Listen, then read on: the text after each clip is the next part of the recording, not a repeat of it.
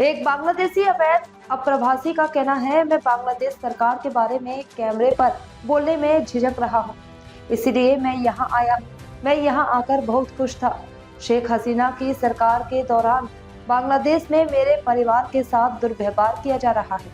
এর আগে যে গভর্নমেন্ট ছিল শেখ হাসিনা, আমি আমার নিজের পার্সোনাল কথাই বলছি, আমার নিজের ফ্যামিলির সাথে ওখানকার গভর্নমেন্ট খুব বাজে ব্যবহার করেছিল, খুব খারাপ ব্যবহার করেছিল, যে কারণে আমি ক্যামেরায় অন ক্যামেরা অত খুলে বলতে পারছি না, আমি শর্টে বলছি, যে কারণে বাধ্য হয়ে আমাদেরকে এখানে আসতে হয়েছিল।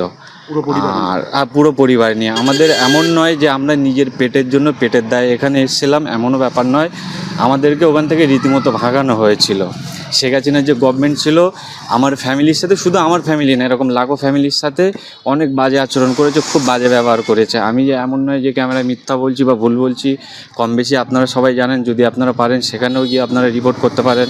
এখানে কাবাডির কাজ করতাম, এখানে খুব ভালো ছিলাম, আমরা খুব ভালো ছিলাম এখানে, কিন্তু আমাদের এখন এই যে পার্টি দিচ্ছে আমাদের খুব অসুবিধা হয়ে যাচ্ছে। আমরা এখানে সত্যি কথা বলতে আমাদের নিজের দেশের চাইতে 1000 গুণ ভালো আমরা এখানে ছিলাম। মানে এখানে কি আপনাদের সমস্ত কাগজপত্র ছিল? না, আমাদের কাগজপত্র কোনো কিছু ছিল না, আমাদের করা হয়নি, আর আমরা করার চেষ্টাও করিনি, কারণ আমরা জানতাম এগুলো অন্যায় আর এগুলো করে কোনো লাভে নেই, আমরা ওইসব চেষ্টাও যাইনি। ভারতে আসলেন কেন বাংলাদেশে? ওই যে ফ্যামিলি প্রবলেম বলতে পুলিশ প্রশাসন দিয়ে বিভিন্ন রকম চাপ, হুমকি ধুমকি তুলে নিয়ে যাওয়া। কেন আপনি কি দল করতেন? না, আমার ফ্যামিলির সাথে হতো।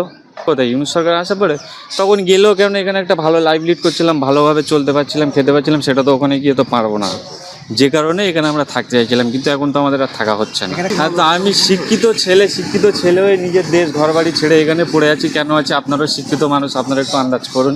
মানে ভয় কি ভয়? যে ভয় আমাদের দেখিয়েছে, যে অন্যায় আমাদের সাথে করেছে, তা মানে ক্যামেরায় বলার মতো না। শেখ হাসিনার গভর্নমেন্ট আমাদের সাথে যা করেছে সে মানে বলতে পারবো না আমি কেমন।